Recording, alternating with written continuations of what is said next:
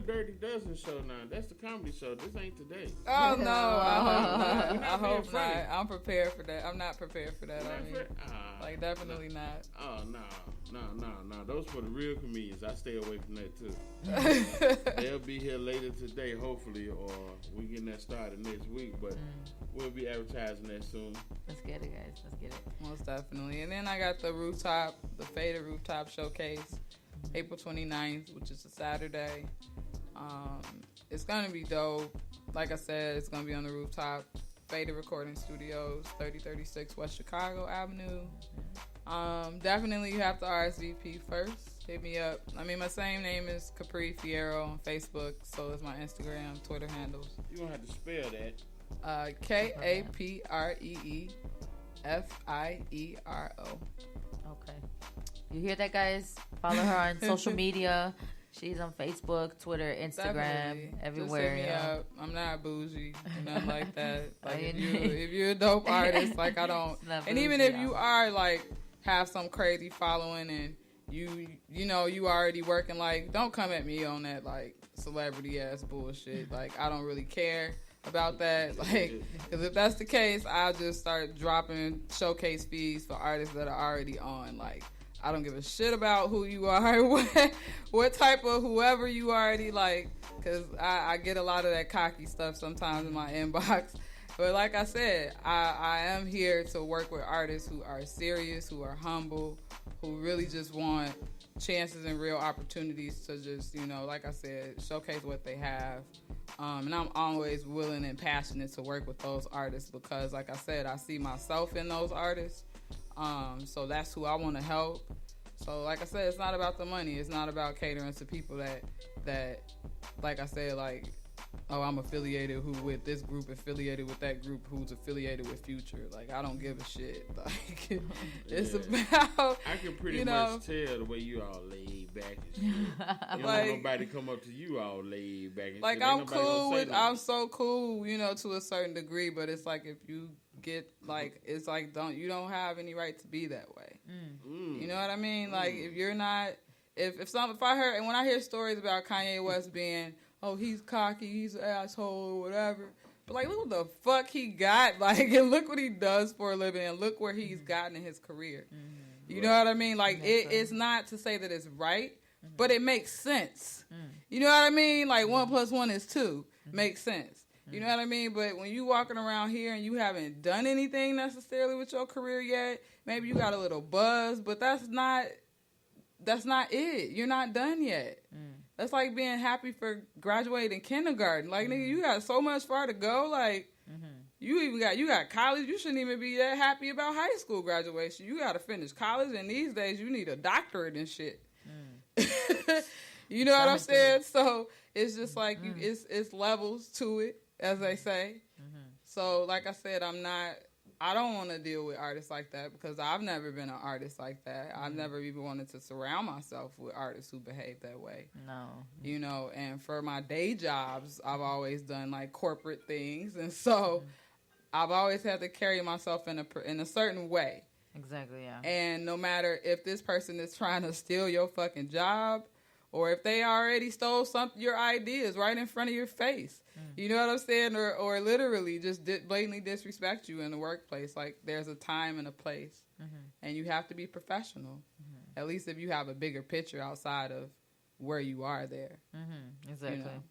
It's not worth it, no. It's just stupid. Definitely not. And I feel like that's what's got, that type of mindset is what's gotten me into the venues that I have and got me into places where I am, even just in the sense of, you know, being the studio manager now. It's just my work ethic. Like, I'm humble, I'm passionate about it, but I'm not for the bullshit at the same time. You know, so people know that if they invest in one of my events or they say, hey, you want to come manage my studio or whatever, they already know. Like, I'm going to work hard as fuck, but I'm not going to let somebody come in there and, like, disrespect the space and just mess up everything that we're working hard for. So let me ask you this too. We were talking about some of the stuff going on in Chicago, and obviously since you're a Chicago artist here, you network with a lot of people. I know you've heard what's going on in Chicago with Chance the Rapper. Yes. He donated the money. He donated $1 million to Chicago Public Schools and gave $10,000 to Westcott Elementary School on the South Side as well. So no, I think that it's amazing. Yes. Because definitely clap it up. Yes. Yes, we're giving him a round of applause. Right. He needs one. Standing Definitely. ovation. And I do love that he called it a call to action, because it does make a couple of artists look bad that you're from here, you've had a certain status, and you haven't necessarily done as much for the city that this kid has done in the past couple years. Like, this isn't the first time that he still hosts the open mic for high school students at the Harold Washington Cultural Center, and to the free concerts that he's done and popped up in places for kids, to the coat drives and just all types of shit that he does around the city. And it's not to say that not everybody has to do their charity work openly, because Prince didn't do that. Most of us didn't find out about the shit he did until after he was gone. It was already too late. We couldn't even understand the praise fact, the understand craze. Yeah, exactly. We didn't even know how big it was in the sense of all his philanthropy. Exactly. But at the same time, I'm so that gave me such a dope feeling, because that's what it's about. It's not about anybody even fucking knowing. You do it. You That's just really do what it. it's Exactly. about. You just do it. It's not about getting any notoriety. No. So, but at the same time, with the situation in the city, it's definitely needed. There's so much research and statistics around poverty relating to crime rate. And, when you close down schools and you don't, idle hands are what,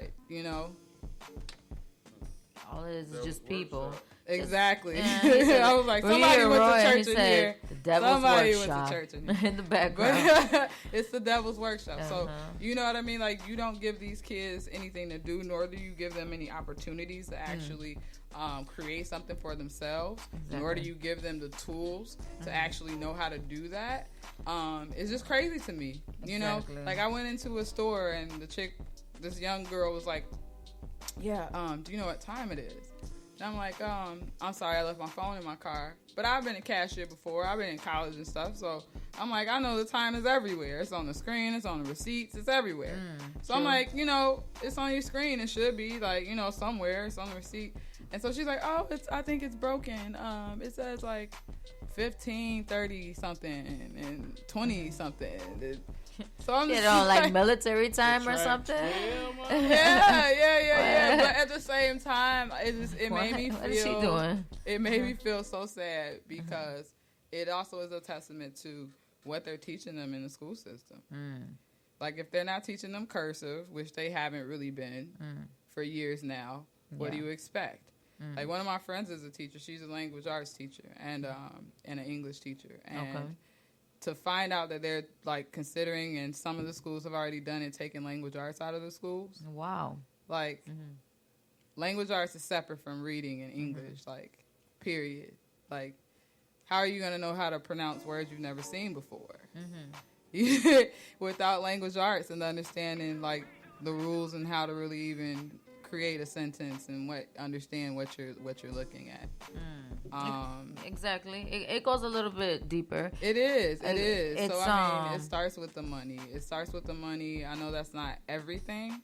There's so much that needs to be done. But it's important, though. It's up there with air. Right. Exactly. It's up there with. Pretty soon you're gonna have to pay for air one day. Exactly. We're already paying crazy. For water. Exactly. It's crazy though, and I think too. You said something very interesting as far as them taking out the programs. You're like, what are they gonna do after school instead? They're gonna be over here, basically just running the streets, doing stuff, getting into stuff that things that they're not supposed to be getting into, obviously. When and I was in school, all of that. I was in so much shit, and so there was so much. We shit all offered. been, man. I didn't I fucking can speak get for home myself, mostly too. till like 9, 10 Shit. o'clock. You know what I'm saying? It was like I had a fucking 9 to 5, like a grown up. Like I was waking up at the crack of dawn and not getting home until like 9 or 10 o'clock, like I said, and then still had to do homework because my mama didn't play that shit. So you know, just to have that opportunity to be somewhere other than just chilling at home or with nothing to fucking do, like. I have friends that weren't in clubs, that didn't do sports, that didn't do any extra shit, and most of them got into the most shit. Ain't that funny, huh? You know, and even though like, yes, your environment definitely plays a role.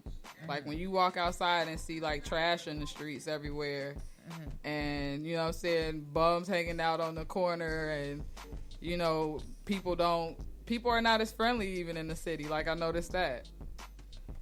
You know what I'm saying? Like the friendliness. You said the friendliness is gone now. Oh shit, man! Like my mom lives in the burbs. Like I frequently go out there still, even though I live in Hyde Park. Man, just walking to like stopping at the gas station, bro. Like you could have so many random conversations just going in and out because people are just so friendly. They hold the door open for you even if you like 20 feet away. Like you know what I'm saying? Like, VIP treatment. Yeah. Like people don't even know you. Oh yeah, you can go ahead of me. You only have a few items. Like you get like that type of like just random kindness. Damn. You're like, what is this? You look at them like they're endangered species. Right, you know what I'm saying? But you know what? I grew up in that type of environment. So when I moved to the city, it was like a culture shock to me a little bit. Yeah, it's a big culture shock. It was so crazy. It was nuts to me. Like I saw like. I don't know, like I could go for days about things that shock the shit out of me. Yeah, you see everything. That's the crazy but thing you about it. You learn quick that okay, this place is not the same place, and it's not to say there are not kind and amazing and beautiful people in the city of Chicago. Like I've met so many, you know what I mean? Yeah. That's why I There's still live here, here. But at the same time, like. It's rough out there sometimes. It's not as friendly, and I noticed like the environment is so different. Yeah, it's hard though. It's so different. Like to like I said, to walk out, like you see the street sleepers all day, every day downtown. Oh yeah. But where they at in the city though? You see them like once every 2-3 months. So it's like shit everywhere. Yeah, we like you said, you had mentioned with kids not having anything to do after school and things like that. But also, I think too, what plays a part, especially with with the younger generation and things like that. I think that, and I'm speaking from from me as an adult, because obviously we're all adults here. And then I'm also a mother as well. So right. I feel that also as adults, I think we need to support our kids, man. Like we really need to support them. It's not only just giving them something to do necessarily, or, you know what I mean? But like actually help them. You gotta really hear them out. You are the parent. You are to encourage your children. Child. Well, like the difference, no matter like what they want to do, encourage them. Exactly. Yeah. Giving them positive feedback, giving them positive support. You know what I'm saying? I feel like growing up, to be honest, and I know a lot of you guys, you've probably gone through the same thing too, where people would tell you, oh, maybe you should just go to school, get good grades while you're in school, go get a good job, go to college, da-da-da-da. They tell you to do all these things, and it's like, you go through the motions, and then all of a sudden you're like, I'm not really happy here. Like, what am I doing? Why am I listening to these people when I could just be going after what I really want, what I'm destined to do, which obviously not everyone's destined for the same thing. We know that. Yeah, but, everybody's good at something. Yeah. Right, but you got to find that. You got to find it. And once you find it, lock it down. Like, just lock it down and just go for it, because, I think that it's something that we need to do as far as adults, encouraging our children, whether it is being in music, whether it's singing, dancing, sports, art, anything, All of those kids' games.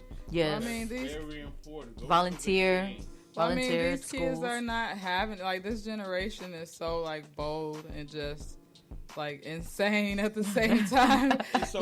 They're scary as fuck, but I fuck with them because like they're not settling for bullshit. They call it out as they see it, and Exactly. They're smart I feel as like hell. they're smart as shit. These kids nowadays, You we're in know. 2017, y'all. Yeah. 2017, and these Yeah. children are They're man. not going. So if you wanna still Something else. parent like that old school shit, like Ooh. oh kids are seen not heard, and like I grew up kind of in that old school